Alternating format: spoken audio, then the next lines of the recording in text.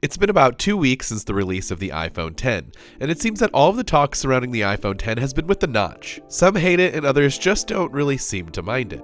Hey everyone, Dan with MacRumors, and in this video we're going to take a deeper look at the infamous notch and see if it's really that bad or something that we'll end up just getting used to.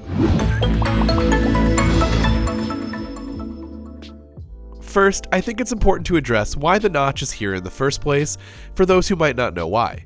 In order to achieve this 5.8-inch near edge-to-edge display in such a small form factor, Apple removed Touch ID and the home button altogether and created the True Depth camera, which gives us a new way to secure our device via Face ID. The camera and sensors live in this notch area. Now, is this the best design choice? Well, that's certainly up for debate, but this is what Apple went with, and thus we have the notch. So how does the notch affect your day-to-day use? Well, it really shouldn't, and for me personally, it doesn't.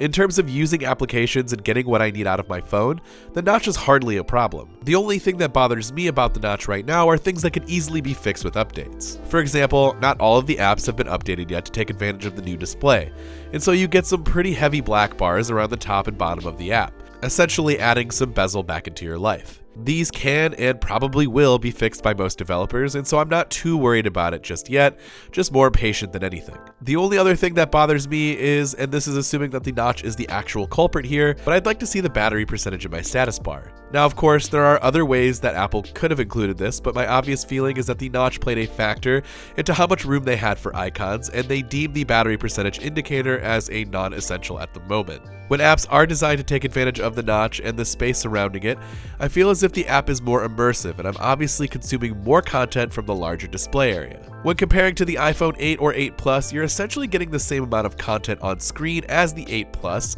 and obviously a lot more than the smaller 4.7-inch iPhone 8. After using the iPhone X and then taking a look at the same app on an iPhone 8 or 8 Plus, I think the notch trade-off to me is worth hiding those larger top and bottom bezels.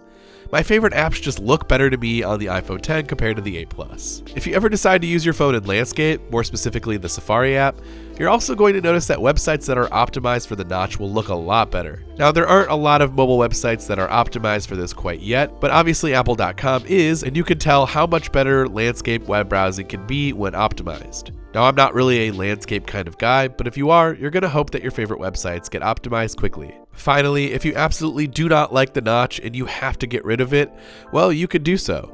Kind of. There's an app that actually got approved into the App Store called Notch Remover, and its sole purpose is to hide the notch on your home screen. So for those who love this idea, it unfortunately only works on your home screen and not in any other application. In order to hide the notch, simply select the wallpaper you would like to use, and then go ahead and save the image. This will create a new image that, once you've applied it as your wallpaper, will seemingly create the illusion that the notch at the top of the display is just one long black bar. You do need to mess around with it a bit just to get it right when applying your wallpaper, but the results do work. Notch Remover does cost 99 cents, but Nacho is free and it does the same thing and can also be found in the App Store. Not only do I think Nacho is a better option because of its free price tag, but it also comes with 20 included wallpapers. I have noticed that the Nacho app does round out the corners of the wallpaper a bit, but I actually prefer this look over the straight box look. Personally, I don't mind the notch, and I think trying to hide it makes it look worse, but I would love to hear your thoughts on the notch. Do you like it, hate it, or does it really not bother you that much?